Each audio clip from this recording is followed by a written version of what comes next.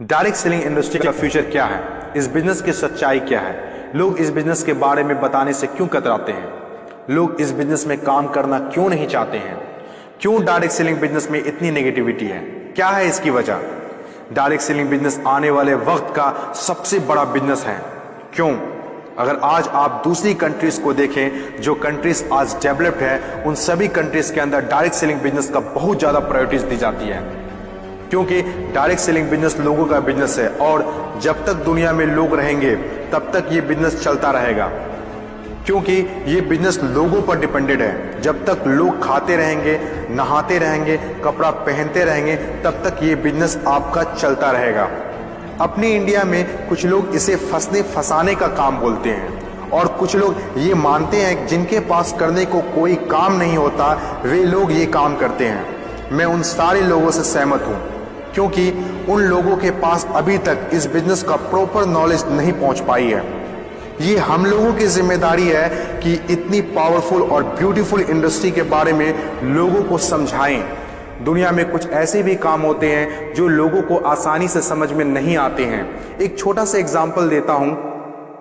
हम लोग दिन भर फेसबुक, व्हाट्सएप और यूट्यूब कितना यूज करते हैं और इसके लिए आपसे एक भी पैसा नहीं लिया जाता है। तो जरा सोचिए उनकी कमाई कैसे होती होगी, जबकि फेसबुक दुनिया के टॉप 10 बिजनेस में आता है कमाई के मामले में। कुछ लोग सोचते हैं अगर फेसबुक जब हमसे पैसा नहीं लेता है तो कमाता कैसे होगा। कुछ लोग सोचते हैं पता नहीं कमाता भी होगा कि नहीं। कुछ लोग कहते हैं जो डाटा हम लोग यूज करते हैं उससे कमाता है। डाटा का पैसा सिम वाले को जाता है, जिसका सिम हम लोग यूज करते हैं, चाहे वो एयरटेल हो या जियो हो। ना तो जानते हैं और ना ही जानना चाहते हैं कि कमाई आखिर कैसे होती है। दोस्तों, सबसे पहले आपके लिए ये जानना जरूरी है कि कोई भी इंडस्ट्री कैसे चलती है और कैसे बनती है। किसी भी नई इंडस्ट्री को चलने के लिए 4 फेज से गुजरना होता है। पहला जो फेज होता है वो होता है नेगेटिव फेज, और आज direct selling industry negative phase में है। ये फेज हर नई इंडस्ट्री को झेलना ही पड़ता है। जब भी मार्केट में नया बिजनेस आता है तो लोग पहले उसे ठीक से समझ नहीं पाते हैं और अनदेखा कर देते हैं। जैसे बैंकिंग सेक्टर के साथ हुआ, इंश्योरेंस सेक्टर के साथ हुआ, टेलीकॉम इंडस्ट्री के साथ हुआ।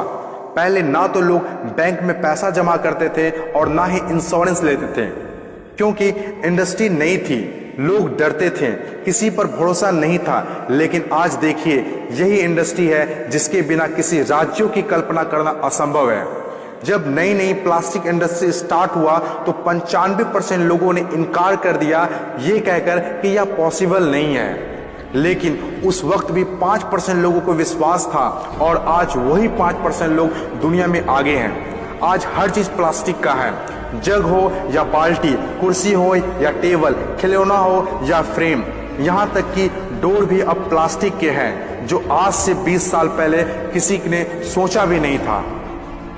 आज direct selling business negative phase में है, इसीलिए इतनी सारी नेगेटिविटी है।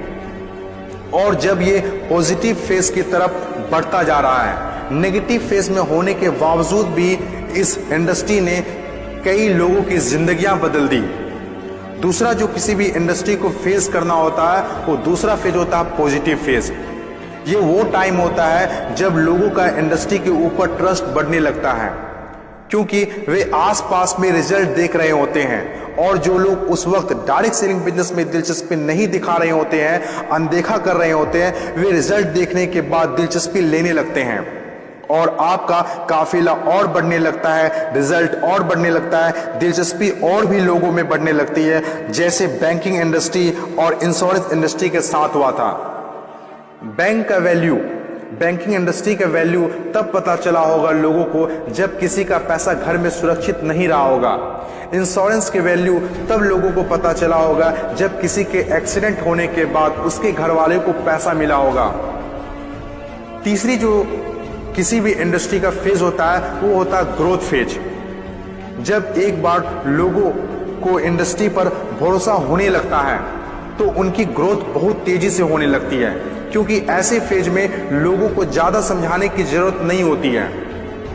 और जब तक कोई कंपनी ग्रोथ फेज में नहीं आती है तब तक लोग उसके साथ जुड़ना पसंद नहीं करते हैं और जैसे कंपनी ग्रोथ फेज में एंटर करती है तो लोग उसके साथ ऑटोमेटिक जुड़ना और काम करना स्टार्ट कर देते हैं। चौथी और आखिरी फेज, हर इंडस्ट्री को इससे गुजरना ही होता है, कंपटीशन फेज। हर एक इंडस्ट्री के अंदर एक वक्त ऐसा आता है जब कंपटीशन बढ़ने लगता है। इंडस्ट्री और कंपनीज की ग्रोथ को देखकर ज्यादातर लोग कंपनी के साथ जुड़ना और काम करना शुरू कर देते हैं। ज्यादातर लोग ज्यादा प्रॉफिट के चक्कर में कंपटीशन होने लगता है, फिर चाहे कोई सेक्टर हो, बैंकिंग सेक्टर हो, टेलीकॉम सेक्टर हो या ऑनलाइन शॉपिंग हो। आज के टाइम पर हर सेक्टर में हाई लेवल कंपटीशन है। ये टाइम हम सब के लिए बेस्ट टाइम है इस इंडस्ट्री को जानने के लिए, समझने के लिए और इसे करने के लिए। According to FICCI, direct selling industry का मार्केट साइज 6000 करोड़ आंका गया है। आज तक जितना हुआ है उसको देखते हुए फिक्की ने डिक्लेयर किया है कि डायरेक्ट सेलिंग बिजनेस 2020 से 25 तक 645 अरब तक की हो जाएगी। आपको इस बात को जानना बहुत जरूरी है कि अमेरिका, ऑस्ट्रेलिया, चीन, जापान, कोरिया और सिंगापुर जैसे बहुत बड़ी बड़ी डेवलप कंट्रीज ने डायरेक्ट सेलिंग बिजनेस को बहुत हद तक अपना लिया है और वहां के सिटीजन भी बहुत जागरूक हैं। बदलाव के बिना तरक्की नहीं की जा सकती है और जो लोग अपने सोचने का तरीका नहीं बदल पाते हैं वे लोग अपनी जिंदगी में कुछ भी नहीं बदल पाते हैं।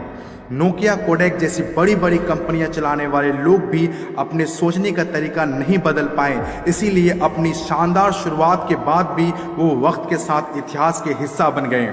इन तमाम बातों में से मैं एक बात बताना चाहता हूँ, बदलाव ही प्रकृति का नियम है।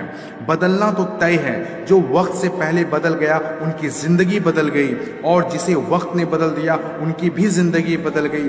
फर्क साफ है, अगर वक्त के साथ बदल गए तो ठीक, वरना वक्त ने बदला तो बहुत तकलीफ होगी।